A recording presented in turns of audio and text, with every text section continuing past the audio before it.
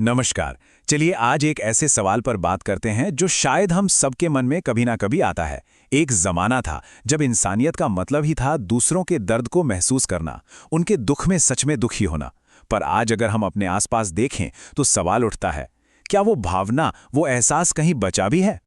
और यही है आज का सबसे बड़ा सवाल। वो समय आखिर गया कहाँ? कहाँ खो गया वो दौर जब इंसान का दिल सिर्फ इंसानों के लिए नहीं बल्कि हर छोटे बड़े जीव जंतु के लिए भी धड़कता था? चलिए आज इसी सवाल की तह तक जाने की कोशिश करते हैं। तो बात शुरू होती है इस दुनिया से।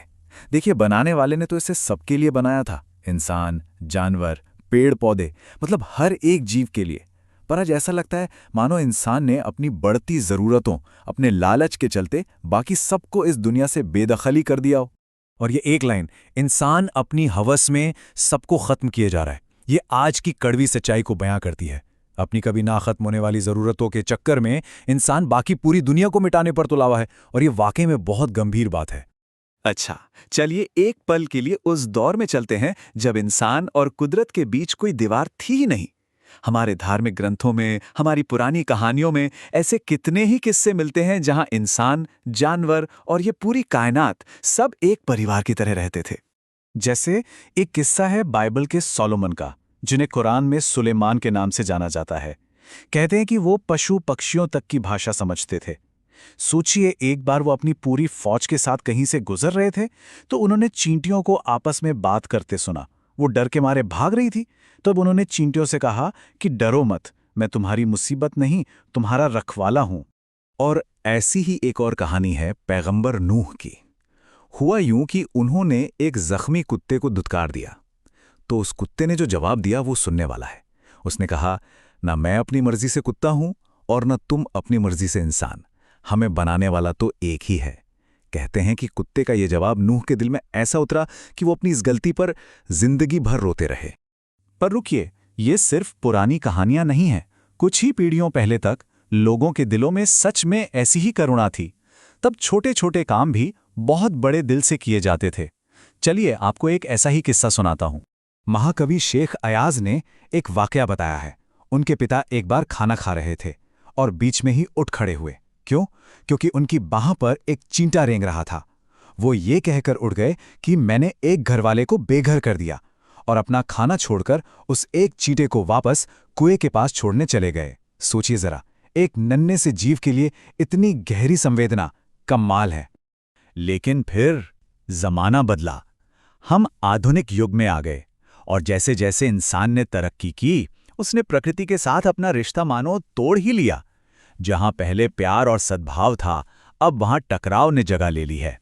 इसका सबसे जीता जागता उदाहरण मुंबई में देखने को मिलता है। सालों तक बड़े बड़े बिल्डरों ने समुंदर को पीछे धकेलना जारी रखा।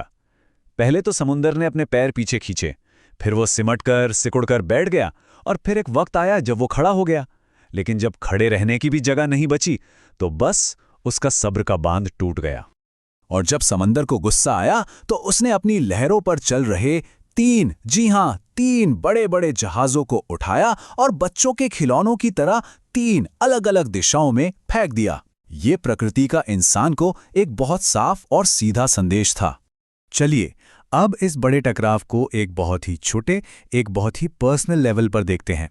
लेखक अपनी ही कहानी के जरिए बताते हैं कि ये बदलाव उनकी अपनी जिंदगी में कैसे और कब आया। लेखक को उनकी माँ सिखाया करती थीं कि देखो, सूरज ढलने के बाद पत्ते मत तोड़ना, पेड़ रोएंगे। शाम के वक्त फूल मत तोड़ना, वो बद्दुआ देंगे। जब भी दरिया के पास से गुजरो, उसे सलाम करना। कबूतरों को कभी मत सताना। उनकी हर एक सीख में प्रकृति के हर कण के लिए इज्जत थी, एक गहरा एहसास था। और बस यहीं पर पीढ़ियों का फर्क साफ नजर आता है। एक तरफ है लेखक की माँ, जिनसे गलती से एक कबूतर का अंडा टूट गया तो उन्होंने उसकी माफी मांगने के लिए पूरा दिन रोजा रखा। और दूसरी तरफ है आज के लेखक, जो उन्हीं कबूतरों से परेशान होकर अपनी खिड़की पर जाली लगा देते हैं। सोचिए, कहाँ वो गहरा अफसोस और पछताव, और कहाँ आज की ये बेरुखी। तो सवाल ये है कि आखिर हम कहाँ आ पहुंचे हैं। देखिए, कुदरत का अपना एक सिस्टम है, एक बैलेंस है, हर चीज अपनी जगह पर काम कर रही है। लेकिन ऐसा लगता है कि इंसान ने आज खुद को ही इस पूरी व्यवस्था का, इस पूरे सिस्टम का ठेकेदार मान लिया है। कितनी खूबसूरत बात कही गई है इन पंक्तियों में। नदियां सींचे खेत को, तोता कुतरे आम, सूरज ठेकेदार सा सबको बांटे काम। मतलब प्रकृति में हर किसी का काम बटा हुआ है। नदी खेतों को पानी देती है, तोता आम खाता है और सूरज एक ठेकेदार की तरह सबको अपना अपना काम सौंपता है। सब कुछ एक परफेक्ट बैलेंस में चल रहा है। लेकिन इस पूरे कुदरती सिस्टम में, इस कुदरती व्यवस्था में आज का ठेकेदार कौन बन बैठा है? कौन है वो जिसने नदियों का रास्ता बदल दिया, तोतों को पिंजरों में कैद कर दिया और अब तो सूरज के काम में भी दखल देने लगा है? ये एक ऐसा सवाल है जो शायद हम सबको अपने आप से पूछने की